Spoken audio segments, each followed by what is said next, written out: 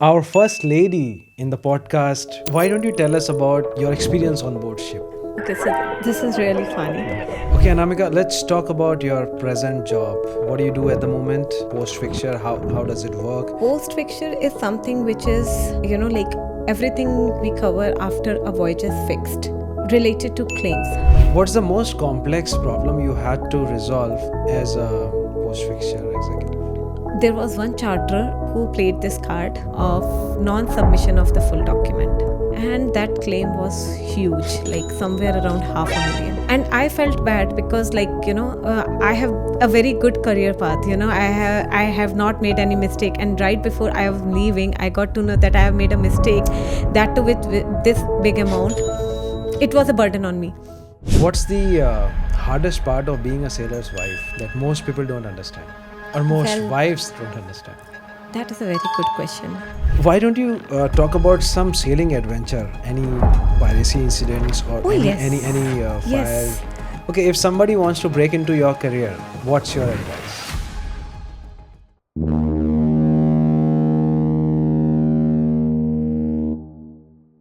All right, guys, welcome back to PortToPort podcast, and I'm Captain Rajat, a seasoned marine pilot, and each week I sit down with the top maritime industry experts, leaders, the chartering people, and I'm very excited that today we have our first lady in the podcast who works with the post fixture. So I'll tell you, post fixture is something which is related to the claims and the funds once the voyage is fixed. Once the ship's voyage is fixed, there are a couple of post fixture related claims and funds that the entire team in a shipping office, they manage that. So I would like to welcome Miss Anamika Kulshreshtha. Thank you so much for joining us today. Thank you, Captain Rajat. I'm honored for being on your podcast. Thank you. Thank you. All right. So first thing first, Anamika, why don't you tell us how you landed to shipping industry? Because you didn't have this background, right? No. You're not a sailor. No. You are not a cadet. Nothing. Not a crew. So tell us. Never in my dreams I thought of that I'm going to end up in a shipping industry. I am a female from aviation and hospitality, and then I landed up here in shipping. That happened by accident. So Of course. sorry to interrupt. You said that you were aviation and hospitality background. Why don't you talk about that? So what were you doing before joining? Before that, I was working as an air hostess. I was working into the hospitality industry and all that. But then I got married to a shippy, Okay. to a sailor. Okay. So that's how, if I want to spend time with him, it was an arranged marriage. Okay. We didn't have much time to know each other or anything. And then he was traveling world and different countries and everything. Alone before Yeah, marriage. yeah. Before marriage. Yeah. So to spend time with him, and he always wanted me to sail with him. Right. That I cannot do if I'm working. No company will give me so many leaves to travel with him every now and then. So I started sailing with him. Okay. And it was fun. It was good. You are exploring so many countries and everything, and you are treated as a princess on the board. So it was a different kind of experience, and for a time you start really liking it, and it is a good change and break. So yeah, that is how I ended up in a shipping industry. Why don't you tell us about your experience on board ship? Okay, so this is really funny. Yeah. The first time I went on board, so after leaving me, Manish, my husband, he went for the paper formalities because, as you have to submit your DOC, COC, passports and everything. It has to be given to the master and all. And that time he was sailing as a second officer when we got married. You're lucky because not many companies allow second officer to carry Well, their I would family. say thanks to his company, TK, Yeah. they are really a gem. They take care of their employees and their families very well. Very interesting. Very well. I have, exactly what you said. When I used to tell anyone that, I'm sailing as a Second supernumerary officer's wife, wife, how come they allowed it? It is not allowed. But yeah, he was he wanted to take me along with him, and then company allowed. So it was easy. And I think I did 2 voyages as a second mate with him and then as a chief officer. But yeah, of course, your experience is different when you're sailing as a second mate's wife, as a chief officer's wife, everything. So, okay, let me tell you this one. So, yeah, okay, fine. He left me in the room and then he went to the master to do the paper formalities and everything. And this is me that whenever I reach anywhere, I started taking out my stuff. And I thought it is a me time, like, let me arrange everything, okay? So on the table, I started putting everything, my makeup stuff, my nail paints and everything. Okay, I arranged it because now this is my place for 4 months. Yeah. Okay. And then later on, the moment my husband came and he was like, what you have done? I said, what I have done? I'm not going to take out everything now and then from the suitcase. It has to be like properly arranged for me. But it is going to fall down. And I said, how it is going to fall down? You're on a ship, man. And okay, I didn't know that what is going to come up during the voyage. And then to be added on that, on the bed, if like as you have said, there is always a sideboard, like the way we put it on the baby crib and everything. And I was like, don't you guys know how to sleep that they have to put a board just to, Then he was like, no, you will get to know. You will get to know what it is all about. Okay, fine. And my first voyage, it was a laden voyage. Okay, and we were passing through Bay of Biscay. Oh my goodness. First experience with the laden voyage, and that too on Bay of Biscay. Now we are like, ship is rolling like crazy. This. Crazy. As you know. Okay. And this is my first experience. And my sailor husband, who has been there quite a few times, is like, Anamika, you are going to have so much of motion sickness. Be prepared for it. And he is the one puking. And I'm the one who is taking care of him. You were not puking? I was okay. I was not vomiting much. And First voyage in Bay of Biscay? My first voyage. And that too in Where did you join? I think it was in Fujairah or Amsterdam. I cannot recall very well. And it was an oil tanker that time. My husband used to sail with oil tankers. Later on, he shifted to LNG. And then, and it was a ballast voyage. So in ballast, it is going to be much worse. The ship is rolling like a roller coaster ride, Yeah, crazy. And that time I understood what he wanted to mention, that no equipment, nothing, and I have arranged everything, and everything started falling down. Correct. And the worst part is, like, my sailor husband, who has so much of experience, he's puking now and then. And I am taking care of them. Rather than the situation should have been vice versa. But he's like, how come you are so okay? Yeah. So as in, like, if you're feeling nausea or anything, you can go and get some fresh air and you feel better.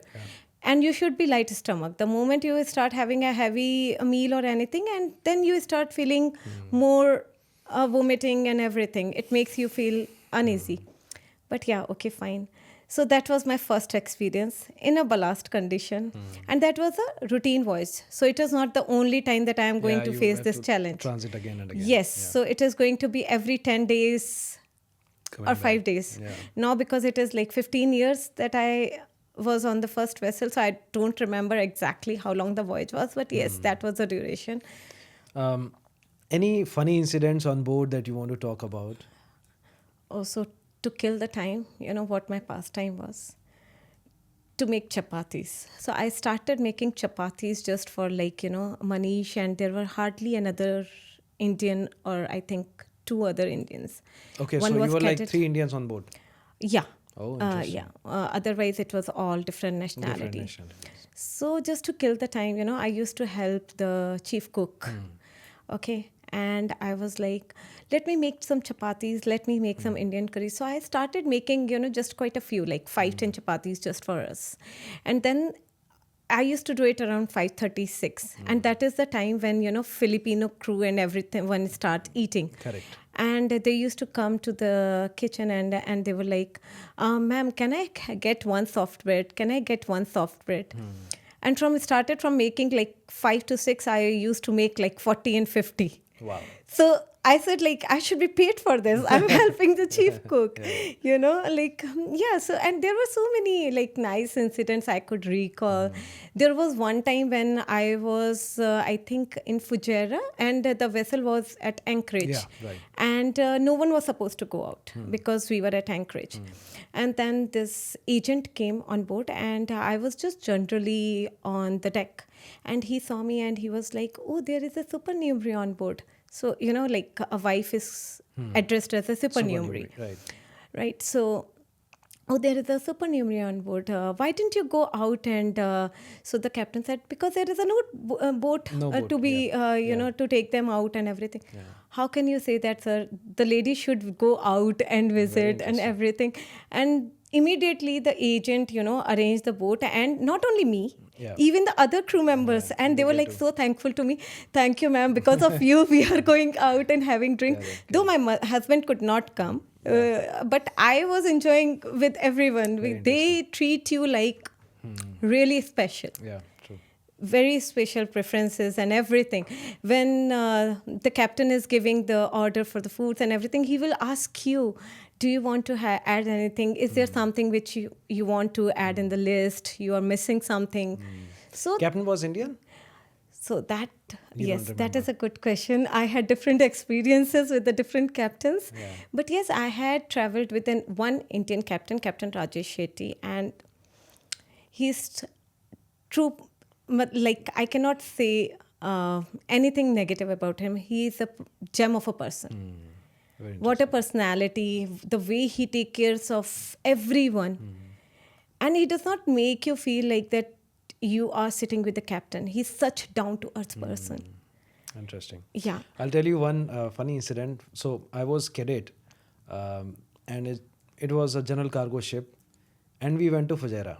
Okay. And as a cadet, you're always excited about going out. Yes. But we were at anchor. Fujairah is basically Anchorage port where ships take a lot of bunkers and bunkering happens. But before reaching Fujairah, or I think at the Anchorage in Fujairah, we were doing hold cleaning for the next cargo. I think we were supposed to go to Muscat from there. So during hold cleaning, I was alone in the hold, and I saw some traces of the last cargo on the bulkhead. Okay. Yeah, but it was out of my reach, standing on the deck. So I put a ladder. There was a ladder. I put the ladder. I climbed the ladder, went up, was cleaning, and ladder slipped. Oh my goodness! Luckily, it was not that high.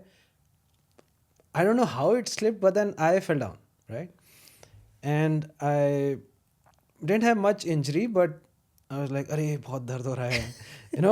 You're a cadet, you need to show off, right? Yes. So I was like, "Arey, sir, bahut dard ho raha hai." Trying to get some attention. Trying to get attention? No, attention is just one thing. Okay. I wanted to go ashore. Oh, smart. So I told purser, we used to have a purser. So purser basically was a person. Now there's no pursers on board ships. Yes. So purser used to handle the entire paperwork of the ship. Okay. Having all the passports and Okay. So captain used to be like real captain. Now captain is also the clerk because he is handling all the paperwork as well. So I told purser, sir, बहुत दर्द हो रहा है. Captain से request करेंगे. I want to go and see the doctor. All right, no problem. Okay. So captain called me like, Rajat, you want to go? So he called agent and is like, हाँ ठीक है, please arrange the boat. Cadet will go to see the doctor. Okay. I was very excited. चलो यार आज तो जाने को मिलेगा. Okay, so I think I was the only one in the boat going to see the doctor. Seriously? So yeah. Did you actually see the doctor? Or? I saw the doctor next day because I'll tell you what happened. I reached the agent's office on land. I think it was around 25 to 30 minutes boat ride to come to agent's office. And agent asked me, give me your passport. I said, this is your job to have a passport. Why are you asking me? So you didn't carry your passport I didn't carry the passport or no shore pass. Then he called the captain, okay, we are sending the boat again and please give the passport of the cadet because otherwise he cannot go out to see the doctor. Right. So by the time passport came, I think the hospital was closed. Okay. And since it was not an emergency, they put me in a hotel. Wow. So your card played well. Oh my goodness. And then I stayed in the hotel, went out in Fujairah, bought couple of nice souvenirs for family. Of course. That was very interesting. Yeah, I very can interesting. imagine. Because I think, as you mentioned, it was your first port call? No. It was Not- not not the first. first port call, but I wanted to go ashore. Yeah, come Yeah, on. I know. Because I remember having said that, like we were in Pyeongtaek, Korea. And I think my husband had a watch for that time. And we like had our anniversary just a day before when the vessel was reaching Pyeongtaek. And the captain was so nice. So nice. Like, he said, Manish, take your wife. I will take care of the watch. You go and treat her and make her feel special and roam around for a while. Very interesting. So that is how special experience you feel on board.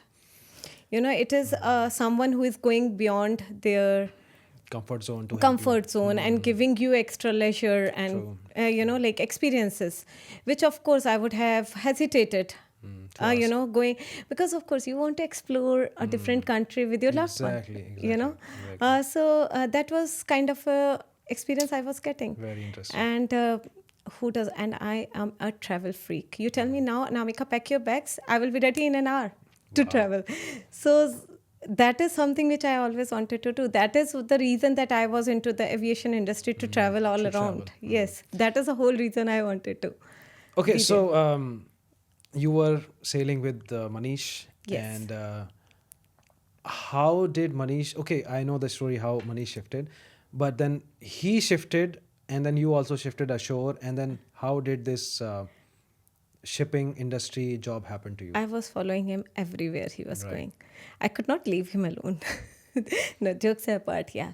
So he wanted me also to accompany him everywhere. And then we were in Singapore, we were in Scotland. So we were moving from places to places. Even before Singapore, for a very short while, we were in Mumbai. He was doing the secondment there. Second, yeah. So in Mumbai also, I was like, now he's into the shore job. Let me also start my career. But he was never like, I'm not sure that, for how long I'm going to be there. So you just don't put the efforts of it. Let me first settle and everything. Okay, fine. So I was just enjoying the time there also. And then we moved to Singapore. In Singapore, I was restricted. I could not work because of the visa restrictions. And then we moved to Glasgow. And then when we moved to Glasgow, we were not certain of how long we are going to be here. Right? But then I could not just sit idle. That is not me. It was good for a break time. It was good for a short term, but I cannot sit idle. I cannot be dependent on someone else for my financial thing. Though he is very supported, I think every husband does. But it is my call that I want to be on my own. I have always been for a very long time, even before my marriage. I could not be dependent on my family, on my father or anything. I belong to a very middle class family. And my father has given me all the, like freedom to be independent. And he has raised me in such a way that I should not be, like dependent on someone else, be it my husband, be it anyone. And so in Glasgow, when we reached, thankfully my visa didn't restrict me to work or anything as such. Yes, I could work there. And then I started applying for any role at that time wherever I fit. So as you asked me how my journey started, and I mentioned it happened by accident. So basically, I didn't apply for this role. My husband applied in V.Ships for this role when I was in India for a break. Oh, you were in India. I was in India. I just traveled for, I think it was Holi. So I just traveled for a festival. And there I was on the way back, and my flight was from Mumbai because I was supposed to visit a friend. And when I reached there, I got a mail from V.Ships stating that we are trying to call you, and unfortunately you are not answerable. Like your phone is going on voicemail or something like that. And I was like, why am I getting this message? I never applied to it. Yeah. And then I called. It could only be Manish who could do that without telling me and applying for a company. And I called him up and have you applied for it and this and that? And he was like, yeah. And I was like, you should at least have told me that, I should have been prepared for it. And then I called them back and everything, because that time I was in a need of job. So you don't want to leave any any stone unturned that you will regret. No, I should have done it. So forget about the international call or anything. I just made a call. Okay. And they gave me, I told them that I am landing tomorrow. And they said, can you come for the interview tomorrow?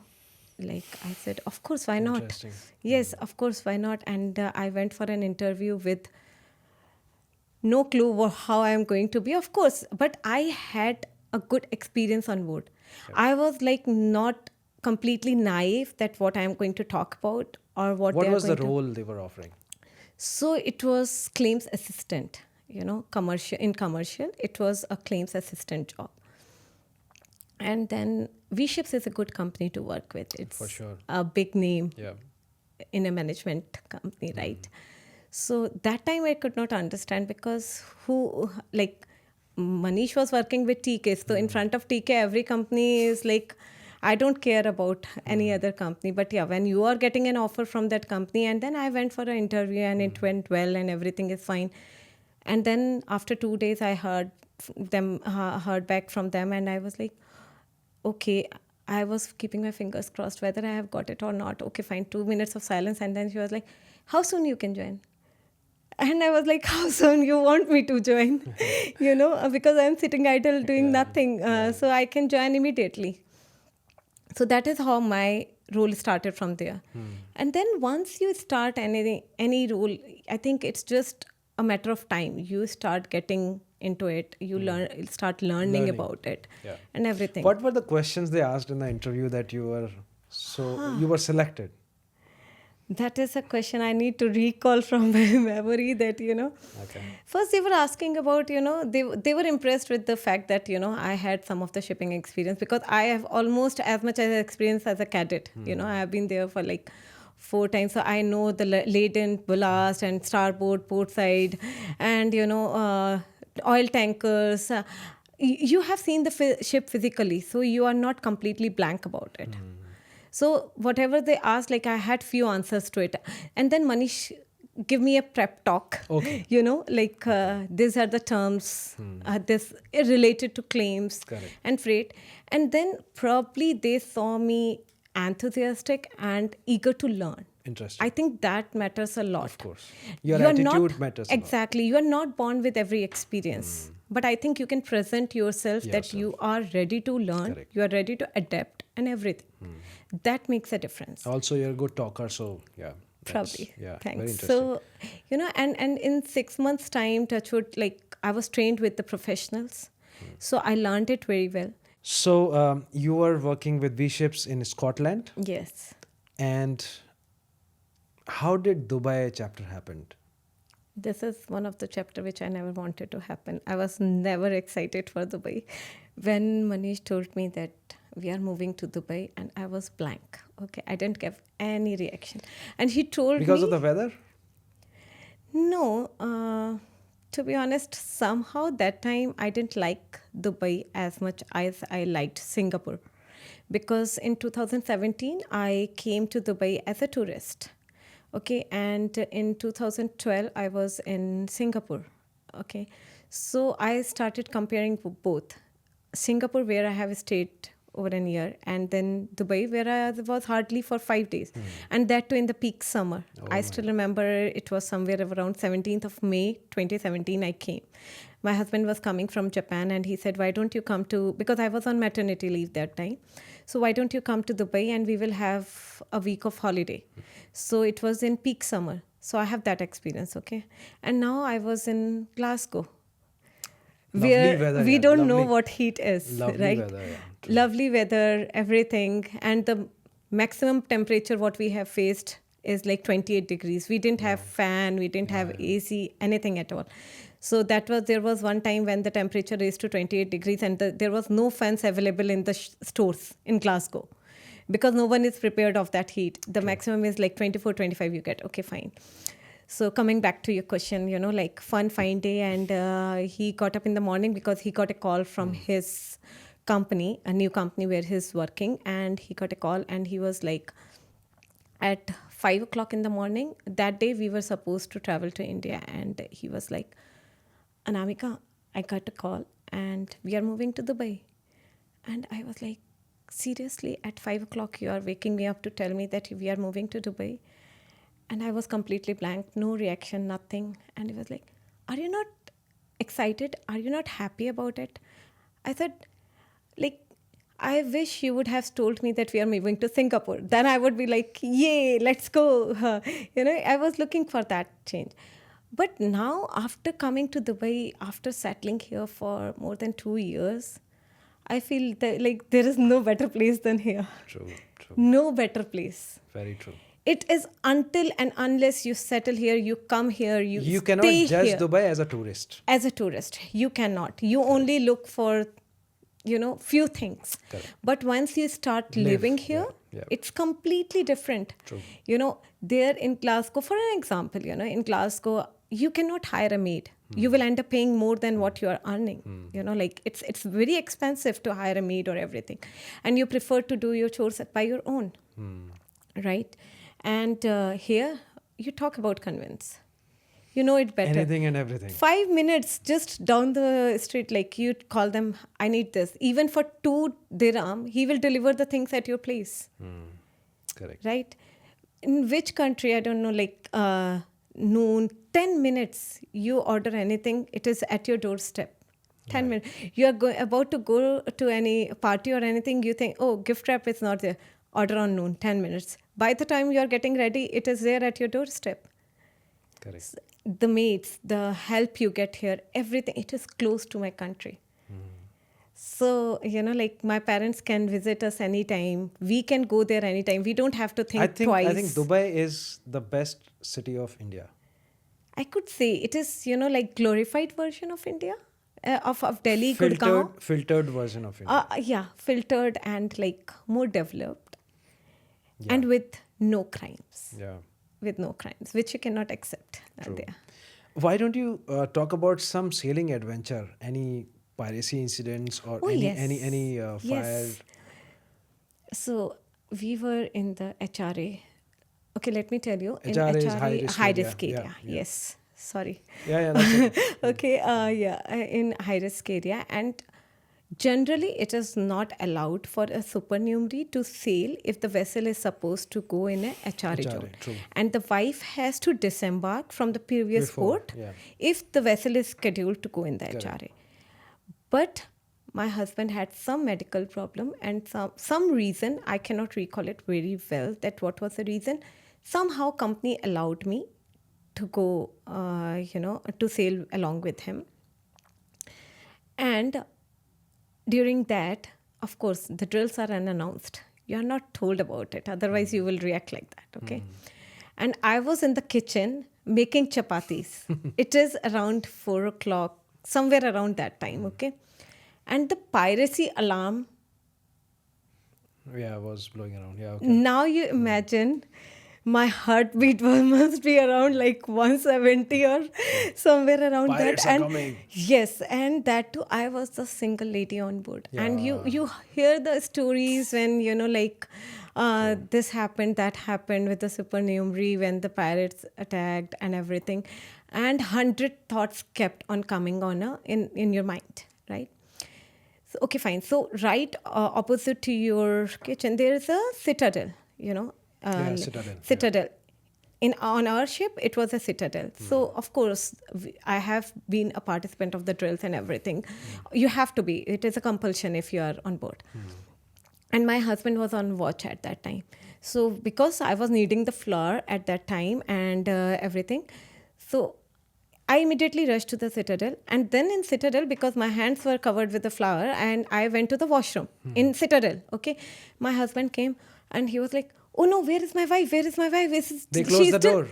Yeah. And she's still in the room. And everyone like, Chief, don't panic. She's here. She is here. She is in the washroom. Okay. So because he could not see me, no, I was in the Citadel's washroom to wash my hands and everything, and he panicked thinking that I'm still in the room, and But in how that, did you know that there was a drill? It could have been. after 10 minutes you get to know. It cannot continue for long. It has to, it is, I think it is to check now, because of course I'm working there, and we arrange drills to the vessels and everything, so I understand Interesting. the Any other requirement of incident? that. And then once I think I was near Amsterdam port, and we were waiting for the berthing instructions. Okay, so we were at Anchorage near the Amsterdam port, and that was a real fire on board. Real fire, okay? And then the fire alarm came. But I was like so relaxed and so chilled. Nothing is going to happen. We are just so close to the port. Anything happens, everyone will be here. However, that should not be the reaction. Yeah. That should not be the situation. You should immediately act as per the requirement. Correct. But yeah, that was a thought which came to my mind because we were so close to the port. And then, of course, you have to follow the drill situation and everything. You have to react. You have to wear the suit, the boiler suit and everything. Correct. And Was follow it the was it a big instructions. fire? No, it's a small one, but I Small. think the smoke detector. The alarm The went off. detector does not tell Yeah. you if it is big or small, but it was an actual fire. Yeah. It was not a fire drill or So anything. you went to muster station? Yes, we all collected Gathered, there, yeah. and yes, we were supposed to but then we get to know that it is now under control and everything. But it was good 5-10 minutes, yes, that we were in that situation. Tell me one thing. Since you are a lady and a wife and a mother, how was your reaction when Manish went to sailing first time, leaving you? See, I married knowing that he is a sailor, so I cannot complain about it. Yes, at times it is hard for any shippy wife, no matter how much she is aware of the fact. But I cannot complain about it because it is something which I chose him with his career, right? Now I believe that he always wanted to come to a shore job to spend time with family, spend time. That time when he came into the shore job, we didn't have our son, but he was much keen into the shore job. And I think sailing is a passion. True. It's a passion for so many. I know few of Manish's friend who does not want to quit sailing, no matter what age they are, because that is a passion for them, Right. Like for a pilot, flying is a passion. For me, reading books or traveling is a passion. So I cannot ask someone to quit True. and to sit and leave his passion, his dream job. He has worked for hard to be there. Do you remember a moment when you missed him the most? So many times. When your husband is sailing, there is no anniversary, there is no festival, there is nothing.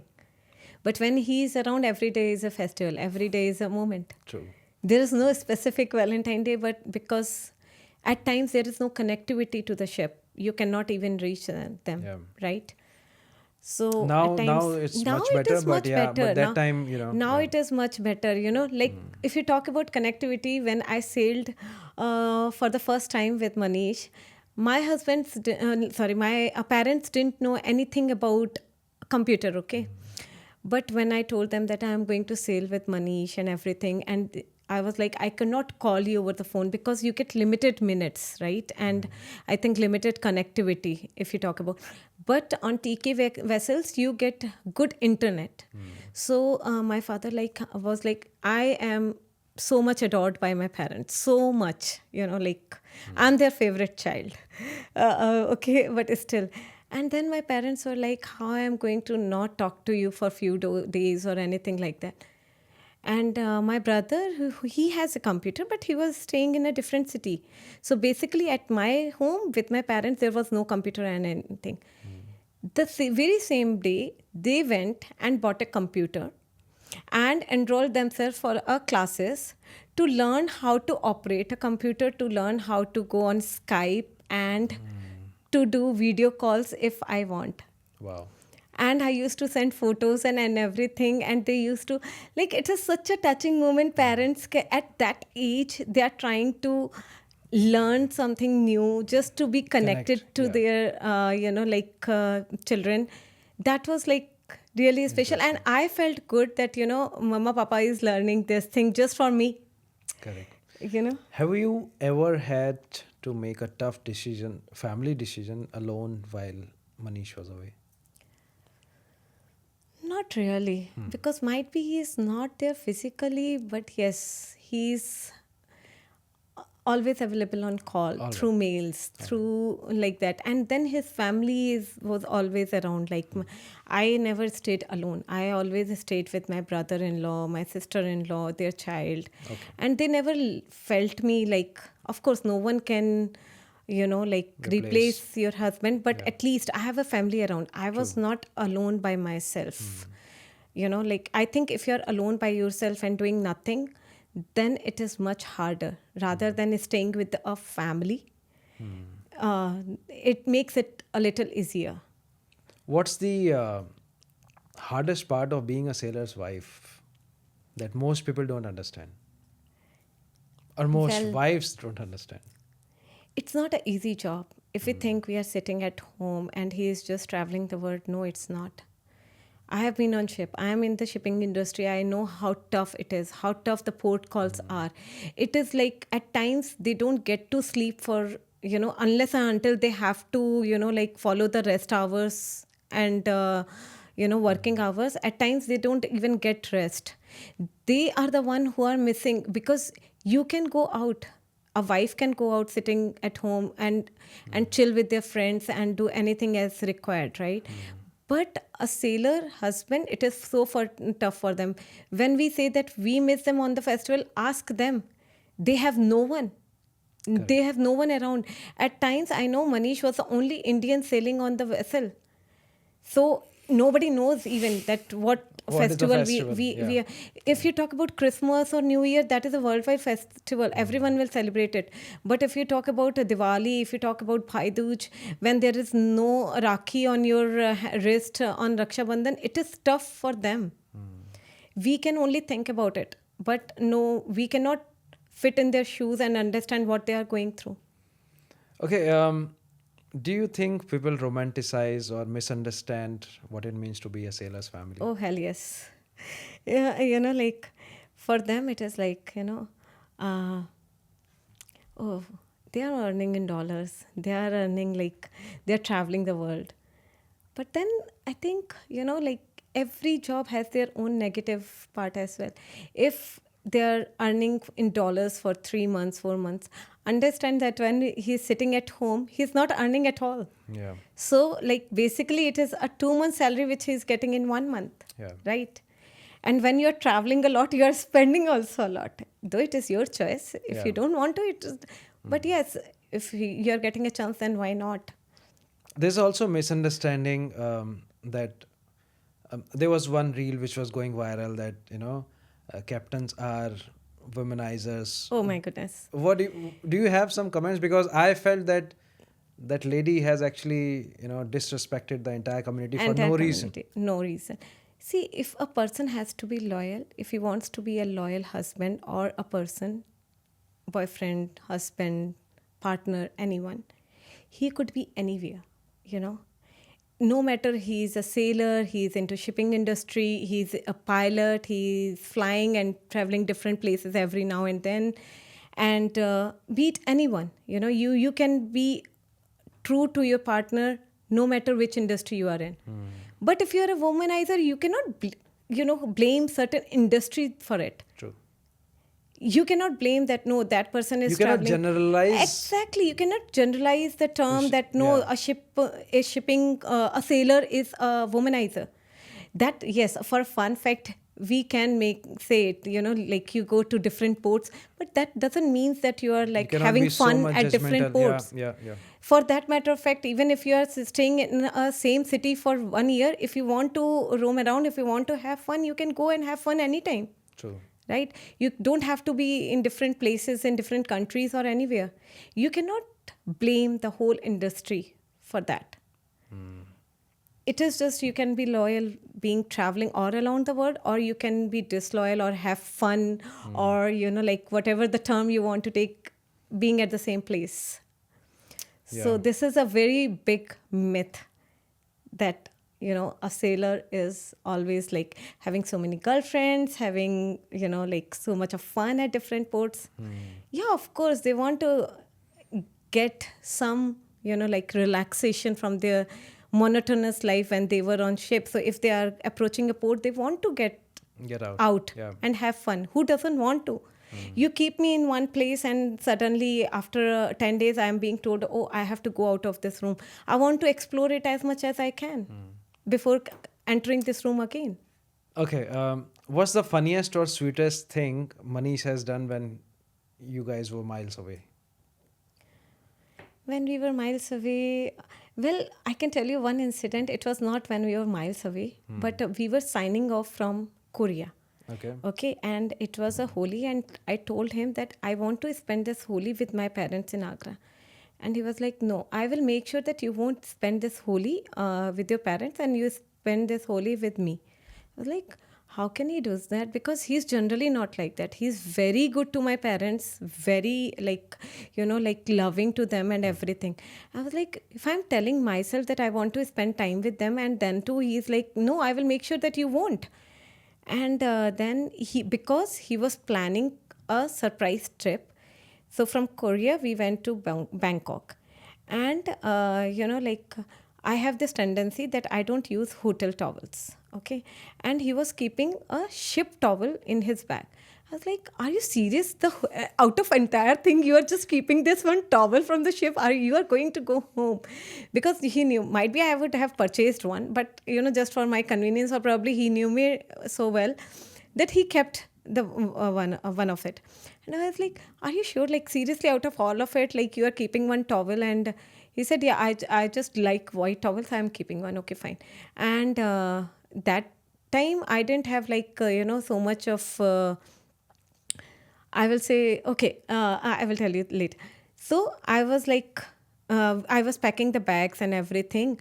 And I thought like, now I will reach to Delhi on time before Holi. But I was not aware of what my husband is planning. And at the airport, I was given a boarding pass until Bangkok. And then he told me like, from Bangkok, we will get another boarding pass. I said, generally, it does not happen.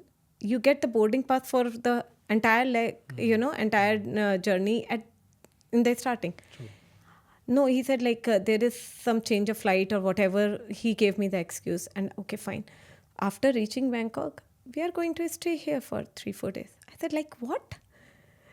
We'll And miss he was the like, Holi. he told, I told you, I will never let you, celebrate this Holi with your family. Okay, fine. If I'm traveling, then I don't mind if I don't celebrate Holi with my family or not. But yeah, that was like small surprises that matter. Like for a matter of fact, one birthday, I was just alone, and I think it was first birthday after my marriage and everything. Your And birthday? yeah, my birthday, because our marriage happened in February, and my birthday falls in September. And he was not there. He was sailing. I think it was first or second birthday. I cannot recall very well. But yes. And I told him, I am feeling so lonely. I am feeling so lonely. Because my brother-in-law, sister-in-law was there, but they were also working. They could not stay all day just for me. And then he called up my parents. He arranged the travel for them. And they traveled all the way from Agra to surprise me on my birthday. Very interesting. And he was sailing. He was sailing just because he could not be there. He arranged. So he knew that who's the next person who can make me happy. So he sent my parents to me to be with me, so that I could be feeling happy and not lonely. Interesting. So that is like few gestures which make you feel good. Okay, Anamika, let's talk about your present job. Okay. Let's come to that. Tell us, what do you do at the moment? Post-Fixture, how does it work, and what all things it entails that you do on regular basis?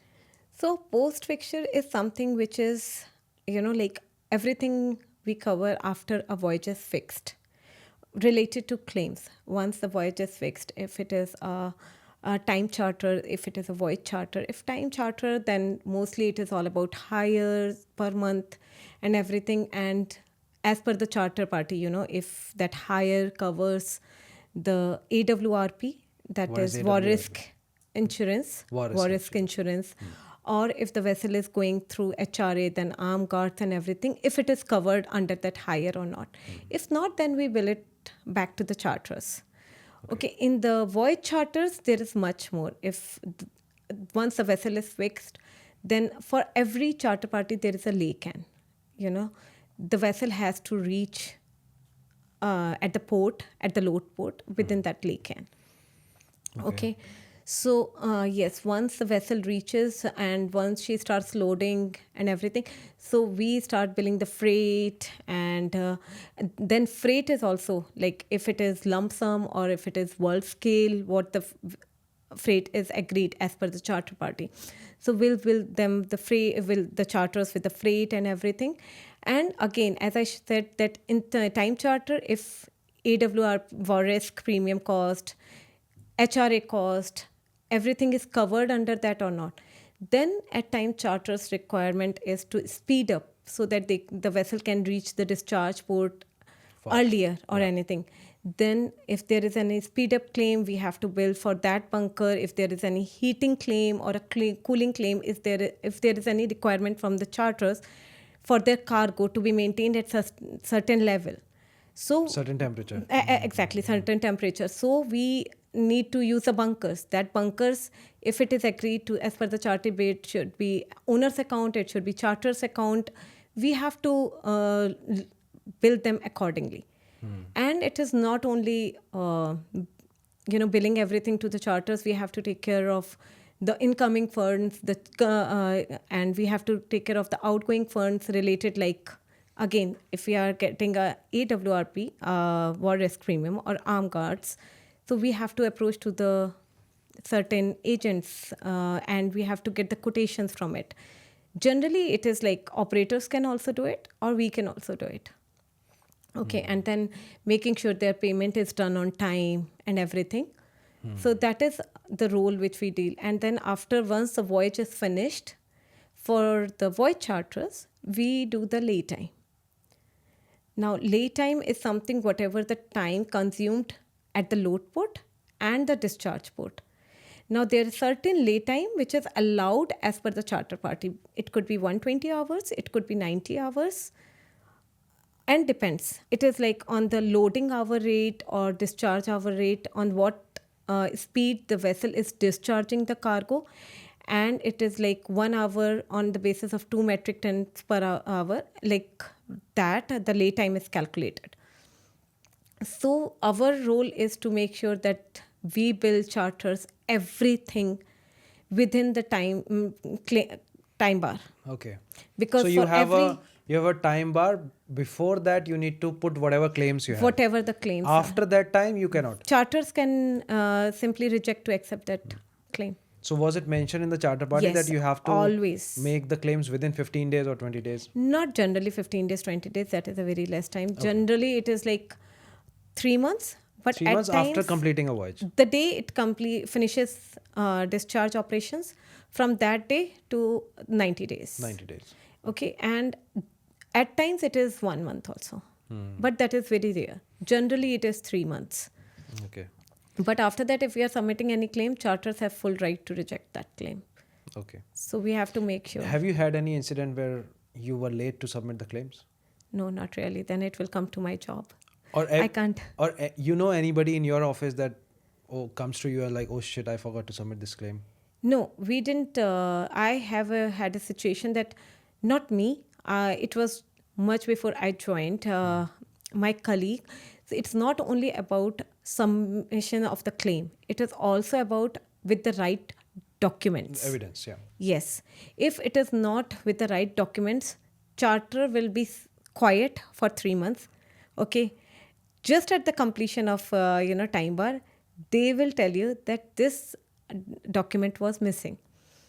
So suppose for laytime, there are certain requirements of documents. For load port, certain requirement of documents. For discharge port, if any of the document is missing, charters have the full right to reject that Reject the claim claim. basis not full supporting documents. Oh, So interesting. we have to make sure not only that claim is submitted, rather it should be with full documents. Why don't you tell us the step-by-step process of how your role begins once the chartering team fixes a vessel? Okay. So charter team fix a vessel, they will send us the charter party. We take a note of it. Every laytime, every freight, everything is agreed in that charter party. So you make a note of all these numbers. All these notes, everything, because see, freight, now if we talk about freight, okay, freight can be paid on different conditions, right? There could be BBB, that is like before breaking bulk, before discharging operations, okay? There is a condition that the charters, once the vessel load, charters have to pay the freight before vessel start their operation at the discharge port. That is BBB, right? Then there's a term like where we can, it could be agreed that freight is paid after 14 days of completion of discharge, or 3 days of completion of discharge, or 5 days, or right after the completion of discharge.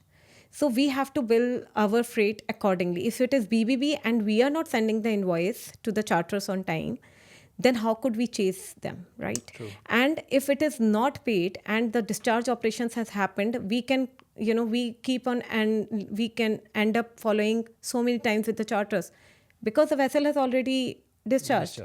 It is our fault that we have not submitted the claim on time. If the charters don't have the invoice, how can they pay it? And they will never chase you for the invoice. For sure. They You are need asking money. we are the one who needs the money, right? Correct. So as per the charter party, we have to send the freight accordingly. Then during the voyage, we have to keep a note that if there is any other claim which we have to bill to the charters. Like As I what? mentioned to you earlier, that if the vessel is going through HRA and if the armed guards Armed were, guards on board. came on So board. their fees or whatever. Exactly. Yeah, you have to send Then the charters. Again, it is not always that charters have to pay it. Depends on the Sometimes charter there is party, a yeah. cap that Yeah. if the claim is only 35,000 owners, it is on owner's cost. Okay. For an example, hypothetically. Okay. And if it is beyond 35,000, the above 35,000, whatever the amount is, it is on Charters charter. will pay. Okay. Or sometimes it could be above the 35,000, it could be 50-50 between owners and charters.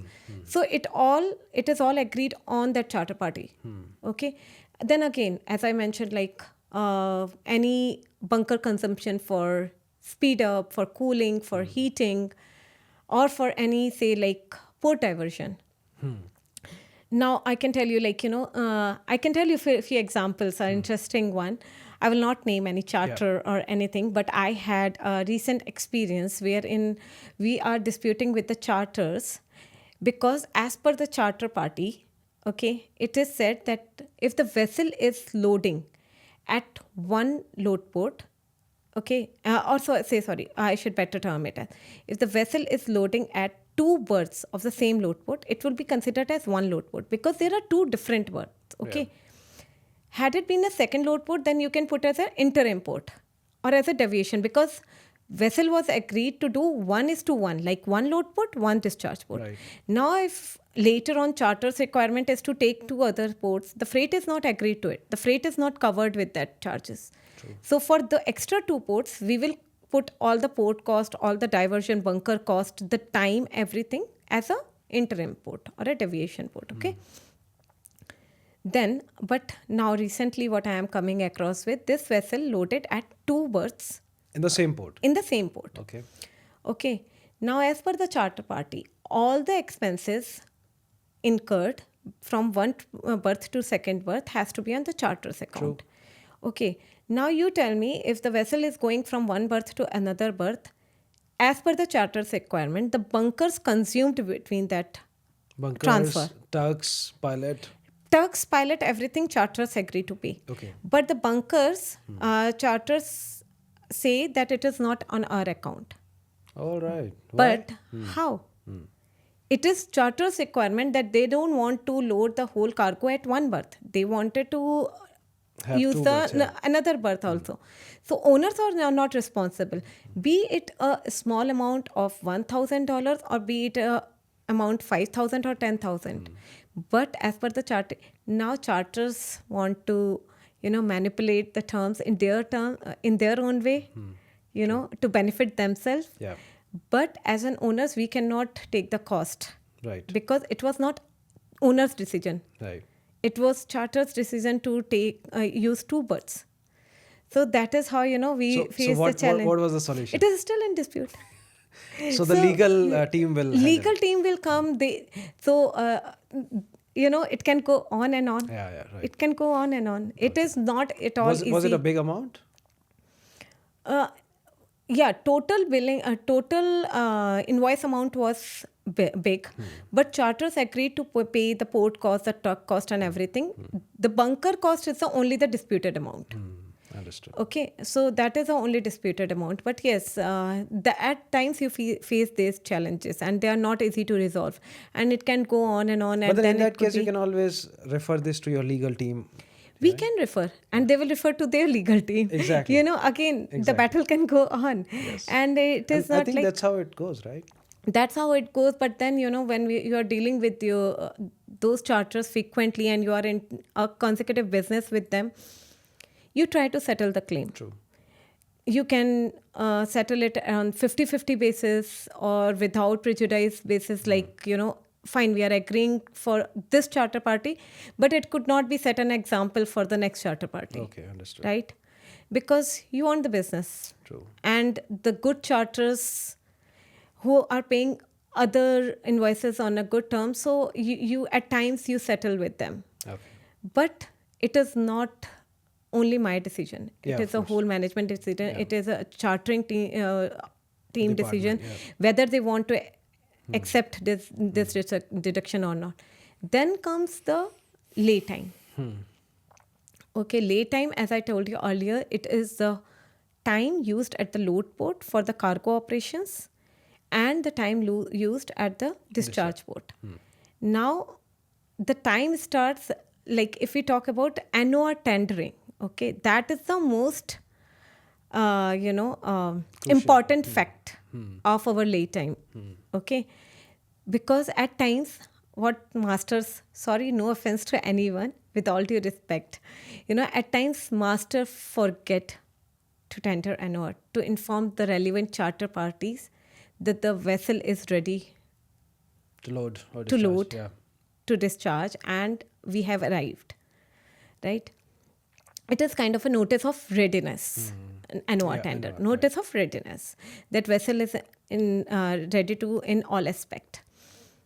And if the vessel does not inform that NOR, and that does not tender NOR, then we are losing on the lay time, True. So the lay time starts from the NOR tender time. From the NOR tender time, yes, that's right. But again, as per the charter, it can differ. Like for STS operations, once the vessel arrives, once the NOR is tendered, the lay time starts immediately until, everything is until the vessel unmoored. Okay. But for the port operations, it depends on the charter party. And for the STS, again, as I said, it can vary. But generally, from the vessel tendered NOR to vessel unmoored. Okay, from the other... Last line. Last line, yes. Last line or leaving the port? No, last line. Last line. Leaving the port could be for any reason. Why should charters be liable for that? Okay, so from NOR tender to the last line To the last is line the for lay the STS. Generally. For the STS? For the STS operations. Generally, that is For the the case. port? For the port, yes. That is depending on the charter parties. Like if the vessel has arrived and now she's waiting in the anchorage. So in general, it is 6 hours always given after the NOR plus 6 hours. So vessel has anchored now at... Tendered the NOR? Yes, Yeah. on 20th June, 2300 hours, vessel has anchored after tendering the NOR and everything. So next day, after 6 hours, like 20th June, 2300 vessel has anchored. We will start the time on 21st June, 500 hours. 5 o'clock, okay. Lay time commences. Okay. Now, as per the chart party, of course, the shifting time from the anchorage to the port will not be counted because that is a sea passage. Correct. You cannot count that time. Okay. Then all so you the have time... to deduct that time. Of course, you have to deduct that and time. these calculations you are doing? Yeah, all of it. Yeah. And then all the time is spent on the loading port, doing the loading operation, discharge operation, and everything. and then again it ends either at the hoses disconnection or documents on board, or as per the charter party, if there is any fluctuation in the statement of facts, as in like, then we have to consider every point, whether there is a bad weather, because in bad weather, it at times the charter party says that the time is to be divided between charters and owners 50-50. Okay. Because bad weather is something which is not in control of anyone, right? Or at times it is mentioned that it is not on owner's account or charter's account. Generally, it does not happen. Generally, it is 50-50. Or if there is any engine failure or any, anything wrong technically on the vessel or anything, then we cannot bill charters for that, because charters This is owner's fault. Yeah. It is owner's fault, right? I have had a situation wherein vessel reached at the port, at Singapore port. She tendered an hour. She was waiting at the anchorage, and the moment vessel was supposed to leave for the berthing, we had an engine failure. Okay? We had an engine failure. And ideally, I will count all the time from vessel anchored to the time she was waiting for the berthing instructions. Right? But because of the engine failure, she could not leave for another day. Now, when I sent the claim to the charters, okay, they came back saying that, no, your vessel had an engine failure. So all the time, 4 days time, from the vessel anchored to the engine failure, they were also not ready to count on that. However, as you might be aware, of course, you must be aware of, that when vessel is entering, all the checks and everything is done. If there is any engine problem or anything, vessel will not be allowed to the port, right? So, of course, everything was done. But charters are just trying to take benefit of that, undue So they were thinking the vessel had the engine problem on day one only. On day one only, had you been informed. So that is how they try to anticipate the situation and put Save it in money. their favor. Yeah. But what was the result finally? What was your counter to this? I was adamant, no, we cannot accept it, because vessel was checked before entering the port. Had it has been reported, at the time of checking and everything, that there is an engine problem, of course, we will not count you the time when the engine failure was, since the engine failure was reported and until it is recovered. Right. We will not count that time. But you cannot claim the time from the day she anchored until... NOR Yes. Because vessel was ready and everything was checked. There was no reporting at that time. Yeah. So you cannot anticipate that vessel would have even had the problem earlier. Okay, Anamika, when I was sailing and when I still go on board, I sometimes see second mates or mates telling me you should put the time in the multiple of 6. How important this is for you? We don't want any multiples. We want exact time. Every minute, every time on this treatment of facts matters. Because like the way we are doing the claims, as like Post-Fixture, as claims and demurrage analyst, same team is sitting for the charters, who is just waiting to find one mistake, one difference between master's SOF and agent SOF or a surveyor SOF. So if any time differs, charters will come back to us. And then it is hard for us to, counter them back. Like recently when I was doing a claim, I didn't do it, my colleague do it. But when now I'm taking care of that, so it came across to me. And in Master SOF, he has nowhere mentioned that there is a bad weather. Okay? Nowhere. There is no mention of bad weather. But there is a mail from the agent stating that the vessel is still at the load port because of the bad weather. Sorry, the documents have not arrived because of the bad weather. So that time, charters have full right to counter that, it was a delay because of the bad weather. But if at load port, after, as per the charter parties, either it is 2 hours or 3 hours only allowed to wait after the disconnection of hoses Correct. to wait for the documents. Yeah. After that time, again, the time is on the charter's account. Yeah. Okay. Now understand that this duration is almost of 1 day. Oh, 1 day. 1 day. Okay. Okay. So the documents were not on board For after one- completion of the operation After within 1 completion day. of the hoses of disconnection. within 1 day. Within 1 day. Okay. then? Now that 1 day matters a lot. Suppose the demurrage rate is 45,000, we are losing 24,500, 22,500, right? But that statement, bad weather is missing in the master SOF. However, charters counted on just one single mail where agent mentioned that vessel is waiting for the load port documents because of bad weather. Bad weather. So we have to accept it. We cannot counter it back. But we should not even have gone into that situation had the master have But mentioned finally, it. the agent's mail helped you, right? No, that's what I'm mentioning you. That we should not have ended up in that situation of countering True. if master has mentioned it. Right? True. Or and in agent's statement also it was not mentioned. But that one mail only with charters, notified. In the CC, yeah. Yes.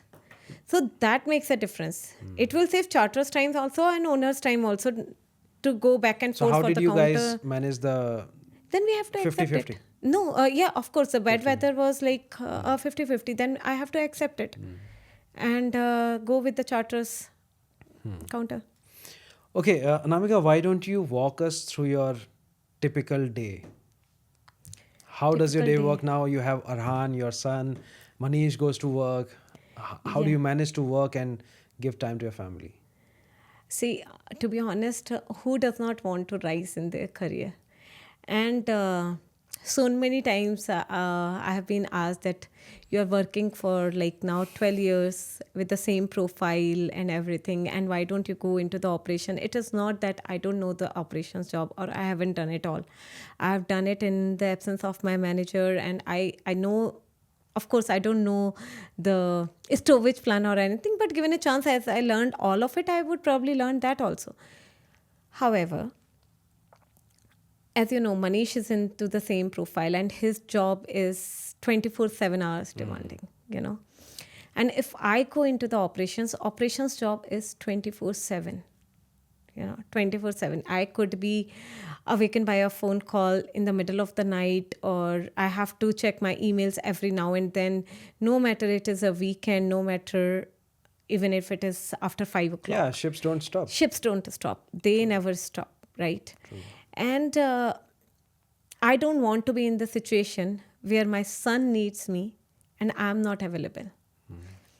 That is why I prefer a job which allows me my me time after I pack my bag at 5 o'clock in the office, until and unless there is something urgent. Of course, that happens at times, and then you can do it. It is not your day-to-day requirement that you are being needed and you have to do this or that. But yes, at times when it is needed, I do it. But it is not something which I would like, and I would my son to compromise on that. Because after 10 years, when he will grow up and I would complain him that, he is not spending time. I have no right, because when he needed me at this age, I was not there. True. So I don't want to miss. Very important thing. Yesterday I was doing podcast of Captain Gaurav Arora. Uh-huh. He sold his house to pay for his fees of MBA. My goodness. Yes. And you know what he said? He's like, when my colleagues as masters or office staff, they were buying apartments and the houses. I'm sure. I sold mine, and there was one captain, I don't want to name, he approached him and said, yeah, this is the time when you should buy house. You are selling your house. Right. And this captain, Gaurav, told him, what's the point of having a house when I can't live in my house with my family? Exactly. What is the point of having so many property when it is needed for your family and you can't use it? And what other benefit it could give apart from your child studies and everything? So what's your routine like? You get up and send the son to Yes, school. send Or, the son to school. That yeah. is like as I said, having a help here, you can spend the morning time with your son. Because I don't get much time to spend with him. Even once I come back from my office, I have my own routine. I prefer to go to gym or whatever, but he is busy with his own schedule. He is so much into swimming in this class, in that class. Yeah. So he is busy with his own routine. And it is not that I cannot make him study or he will not study with him at this age. People say, oh, you have put him in so many classes. That is a need of the time. True. And with the classes, I say there is a discipline, there is a routine. Right. With me, I could be lenient at times. Today mama is not in a mood. Let's skip today. Today, it's not like, at times you feel True. not up to the Take a mark. break, take a Yeah. break, yeah. There is no routine. But with the classes, he has a routine that on this day he has swimming, on this day he has cricket, on this day he has chess, and he's following that routine. He knows from the very early age what is to be in a discipline and what is to be in a routine. He will never say that I want to skip this class. Of course, once or twice it happens, but yes, he knows that routine. And I send him to the school. I get ready, do my office thing, office chores and everything. Yeah, come back from office, spend some time, whatever I get with my son. Play, not play, talk. He loves to talk about his day-to-day routine, which I really like. Anything happens, everything he has to talk about. He can ask me any question. I'm very open to him. We prefer to have open conversation rather than child going out and asking those questions to anyone else. I think this is like as the generation is changing, because Yes. same with us, me and Abba, we sit with Tanish and we discuss about the school, and he's also very open. He talks about the school. So Yeah, like I think this is which and I is think good now, actually. now it is much required because everything is approachable to the kids. These videos, these everything. So rather than getting an answer from an unknown device, an unknown person, or no matter what sort of answers they get for any good question, it is better to come from you. Correct. And children should feel that comfort level to reach you, to approach you for any of their doubt. So that is how I try to build up that relationship with him. That is why I prefer to sit with him and talk. So yeah, I'm not into playing much of the sports. That is like his dad's department. Interesting. Okay, so about the work, tell me one thing. Which departments or stakeholders do you coordinate with the most in your office, and what does that collaboration look like? So, as I told you that I have to look for the claims, and counters can come for anything, like it could be raised for a port, so I have to cross check with the port agent. I might have to cross check with the technical department and the master. So I have to liaise with everyone, like the port agent, the master, or the technical department as it is required. How do you track laytime and calculate demurrage dispatch accurately? Okay, so now in this era, we are of course, we have made an Excel, okay, but then there are so many systems also, Yeah. okay. In V.Ships, I used to work on Dataloy, very user friendly. What is that? Dataloy. Dataloy. What is that? That was a V.Ships software. Okay. Software on which we will put all the operational details, the cost, related to accounts, everything. It will generate the reports, all the reports like, preliminary cost, actual cost and everything. So it will give you all the data of it as per the voyage calculation. So it was very friendly. We can do laytime, we can generate the freight. Everything was generated through the system. We were not doing anything manually. Okay. But of course, you can do it manually. There is no rocket science in it. You can do it. But it will reduce your efficiency, and it will reduce the efficiency. And when you are doing it manually, you can make some mistake. True. True. That is the power of technology, that it reduces the number of mistakes. Yeah, Yes. yeah. You know, so yes, you can do it manually, but Dataloy was very user friendly. Now we are working on IMOS. Okay. Okay, so on IMOS again, you can generate the laytime, but everything you have to do it manually. Like the master has to update the noon reports, the timings. Now the timings So, which we so are basically now the master is putting everything there and then you just get the no, report. master generally put the noon reports and the operations can put the timings of the statements of fact, or I can do it. It is like a flexible thing to do. But if we are not putting the right time, the calculation will be impacted. Because that is how the system will calculate the time. If I'm not entering the right time, then how can I expect the system to give me the right calculation? Right. So yes, we are working on IMOS that helps to generate the reports and invoices and everything. And it is good to have it track everything on the system. Interesting. Any war stories of demurrage disputes or port delays that turn into serious challenges? As I mentioned to you earlier, like the disputes goes long and long. There are so many charters who does not touch, even look at the demurrage invoice for 3 months. Demurrage is something which charters can hold for 6 months, 8 months, 1 year, as long as they want, because there is no timeline. Yeah. For that, freight is good. It is paid, it has is to be paid. paid, It yeah. has to be paid. And yes, there are delays even in freight. There are few charters who does not pay very well on time.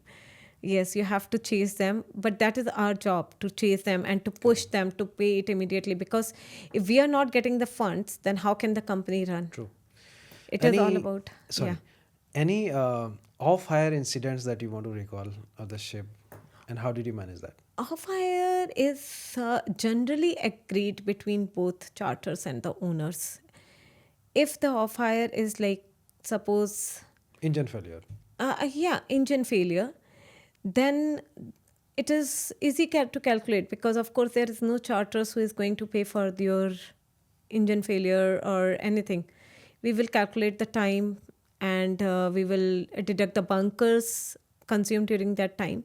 It will not be on the charter's account for any off-hire. And if there is any planned off-hire, like say if there was anchor loss and now the anchor replacement is there, then we take charter's agreement for this time, that this is the proposed time that the vessel will be off-hire. So charters will agree to it. So off-hire is easy to, There's no issues with that. there are not much issues. Yes, but there could be issues like, where we are doing back to back. Now, back to back is something like we have taken a vessel from owners and we are giving it to charters, You understand? Like, So basically, it is not our vessel. It's not your It's vessel. not our vessel. Okay. We have But taken it since from someone. You had so much of demand, you taken any Yes, vessel we to have taken from fulfill the demand. one of the owners, and we are supplying it in the market. charter, yeah. Okay, so now we will gain the profit between these. So basically, you are Yes, an intermediator at the moment. Exactly. Yeah. Now the problem arises, like if the vessel is off hire from the charters, the owners also have to agree for the same time. Otherwise, it is a loss for us, Yes. right? So we have to deal with two parties At the same time. at the same time to get an agreement. True.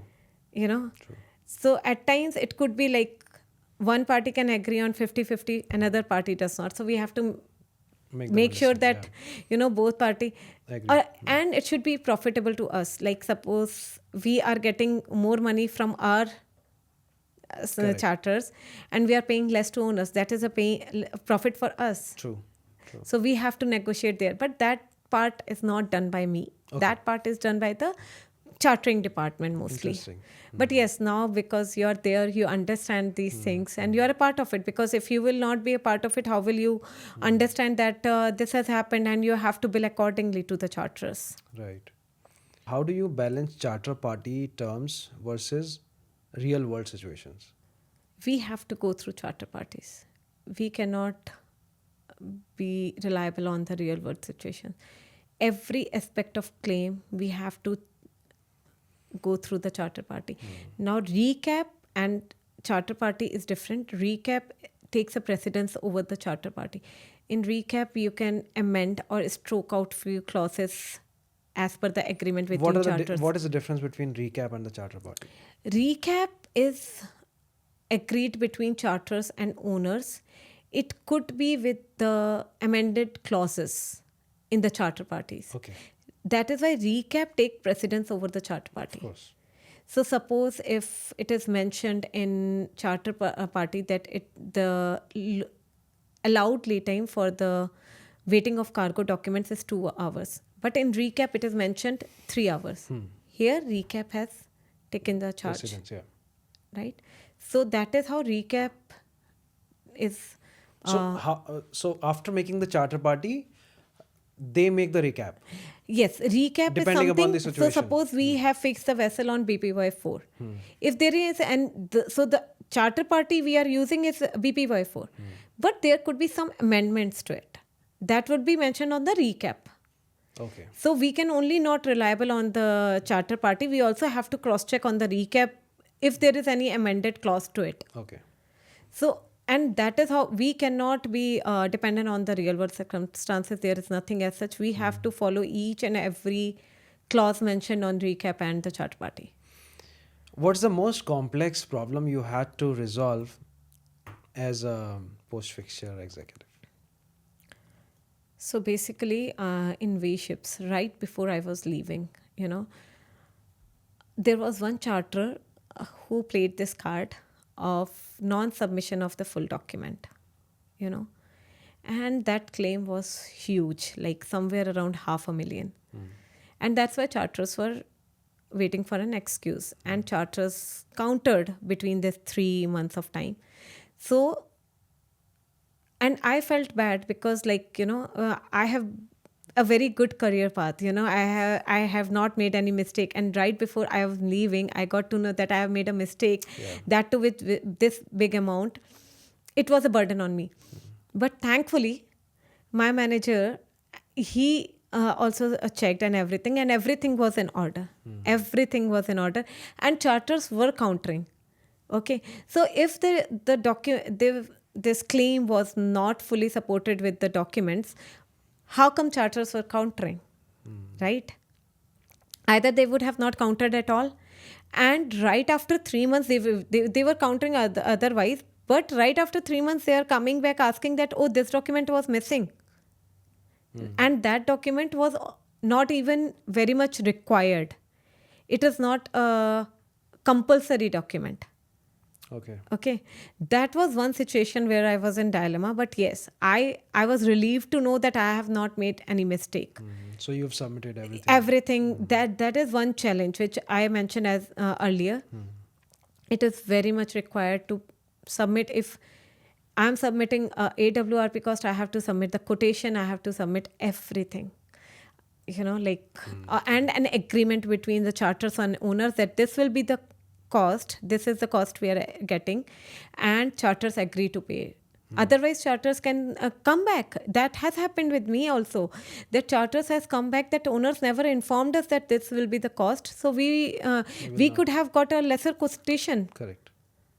And then they could deny to pay. Right.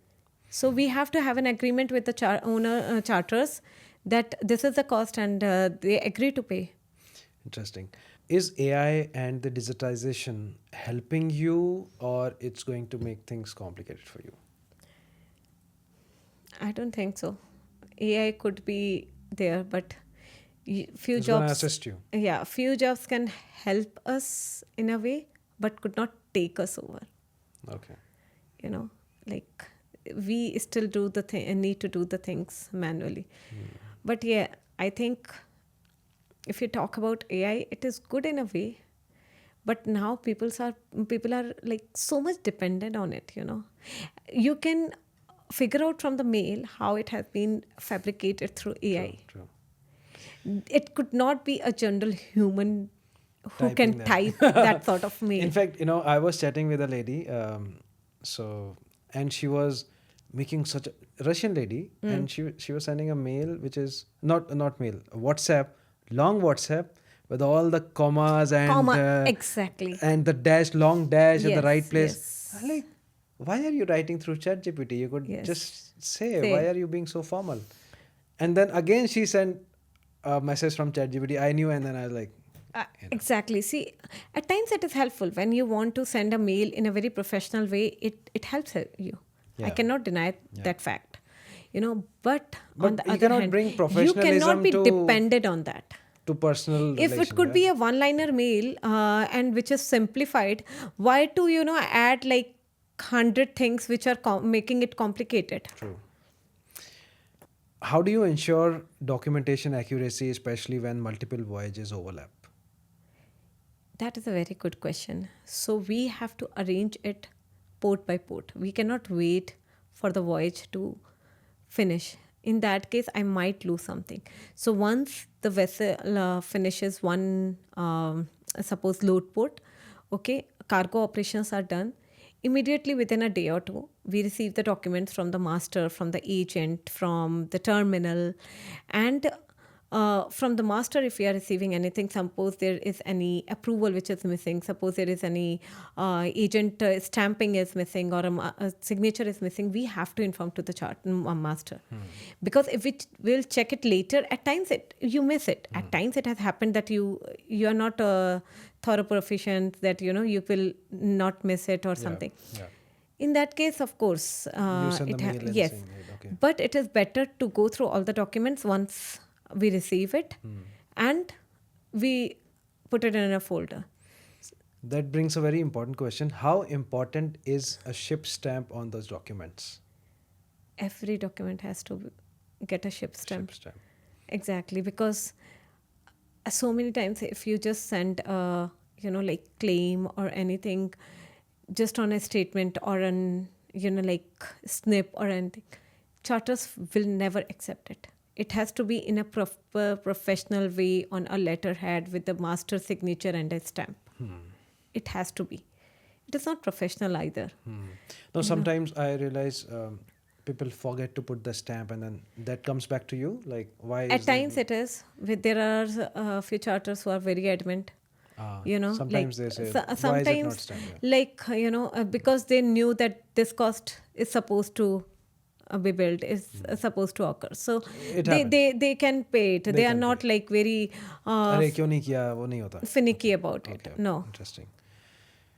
How do you handle the tough negotiations on demurrage claims? Tough negotiations, there are few. They get few, but it takes time. It takes a lot of patience with the charters to deal with and communicating the same thing in a different way again and again. At times you get you get on a settlement basis. They can settle it, but at times it is quite challenging also, especially with few charters. And I'm not saying that those charters are new or small. There are big charters who have very good name, and still they don't want to surrender. I can say, or they don't want to settle for any less. Then it becomes Have you ever had to deal with a legal dispute from a charter party because any interpretation issues, or how was it resolved? Yes, so many times we have to involve the PNI. Oh, Yeah, yes, so many times because charters are not ready to pay. Charters are not paying the invoice for so long, and especially when the invoice is over 500,000 or around 1 million, that it's a huge amount, which makes your accounts impacted. So we have to reach the PNI and send them a warning or something, like stating that if the amount is not paid within this period, we will reach the code. with the like notice and everything. So yes, you have to at times coordinate with PNI for all these things. Okay, if somebody wants to break into your career, what's your advice?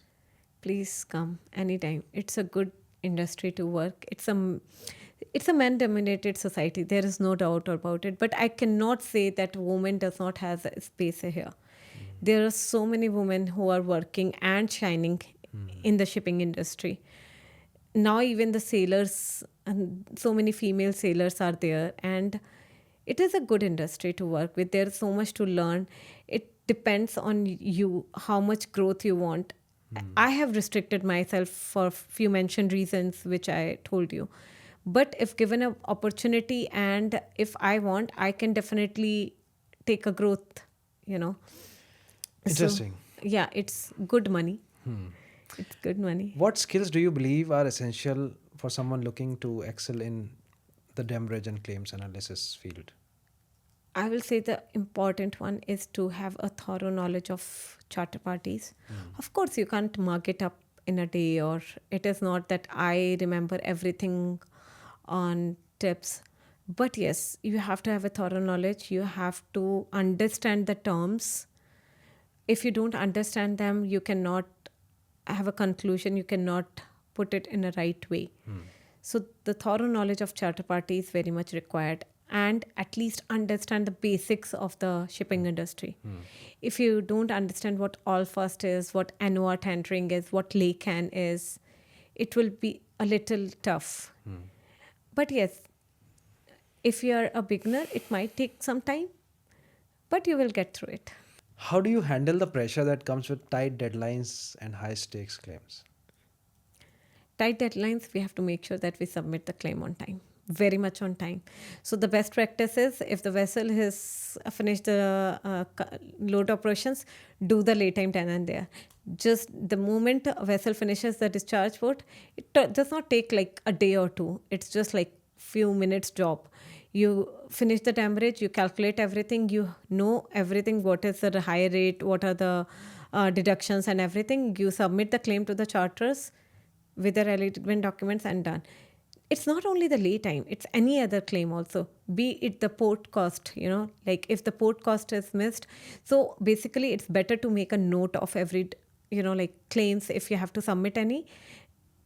As you know, the cost might occur and it is mentioned in the charter party that you have to rebuild. Better to keep a note of it so that you don't miss anything.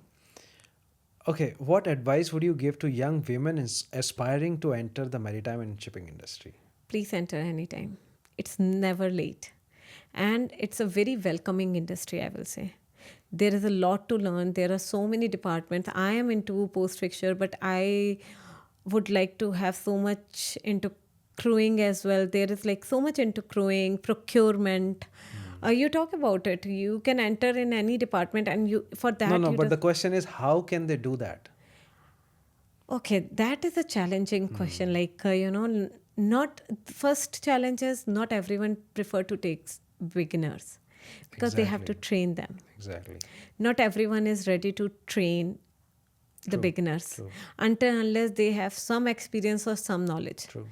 So to be honest with this, now I don't have an answer. And especially if you talk about in Dubai, it's very challenging. You know that, like, it's very challenging to sustain in the job and to survive because there is a tough competition. It's a very tough competition. You're not performing, there is always 10 people behind you who are ready to take a job. True. If you are getting 20,000, someone will be happy to accept it at 15,000. True. So you have to keep on proving yourself every now and then. You have to make the company feel your importance. Otherwise, you cannot survive. Interesting. How do you see the future of shipping industry evolving, particularly in the context of demurrage and claims? Well, it is something without which shipping industry could not sustain. Like every owners, they make money through like claims, through Laytime, through that is how the first step of the beginning. You generate the freight, you generate the claims. That is how you get money. True. Can you discuss the importance of teamwork in your role and how do you collaborate with other departments? Teamwork in my role is like I have to be in good communication with the operations. for any doubt, I have to check with the operations. Or like if I am missing something, operations can intimate me like, that Anamika, this has been done. This is the cost we have to rebuild to charters if I have missed, right? And, in V.Ships, we used to follow a very good procedure after completion of the voyage. It's like cross-check that whatever the, cost has incurred, and then we will go through the charter parties and make sure that whether we have billed everything or not, so that we don't miss any claim and we have done it within the time bar. Interesting. So that is a good collaboration between the operations and the claims. Okay. What motivates you each day in your role, and what do you find most rewarding about your work? Money, I can say. So anyone I think who works is, for me, yes, I cannot, as I've mentioned, I cannot sit idle. I have to be active. I have to be into this professional world. And I love that part. I love that I have to follow this routine of 9 to 5. I am happy with it. Until unless I have some business or to anything which I don't. So yes, this is something which is giving me money, which is something which is making me, this is something which is making me independent. Correct. I feel independent. And with this experience, you get good money. Interesting. So, that is something, yes, I am Very good. motivated. Any advice to sailing masters or the mates that you want to talk about? As previously mentioned on this podcast, please mention everything on the statement of facts. Please tender the NOR on time without losing any time, because every minute matters. Every 30 minutes, 40 minutes, it makes a big difference on laytime. Imagine if the rate is 45,000 for a day, and even if we miss 2 hours, how many dollars we have missed. It could be a salary of I shouldn't mention, but if you can think in that way, so even and every penny counts. True. That is how it is. True. So yes. All right, Anamika, it's been a pleasure having you here, and we have been looking forward to this podcast for almost 6-7 months now. I think we planned in October. October, right? October. So again, thank you so much, and really appreciate you joining Thank here. you so much for having me here. It was a pleasure. Most welcome. So guys, this was actually the masterclass about NOR tendering, demurrage claims, and how the post-fixture works in a shipping company. Thank you so much for joining today. We had a lovely session with Anamika Kulshreshtha. Thank you guys. See you. Port to Thank Port. you. Bye.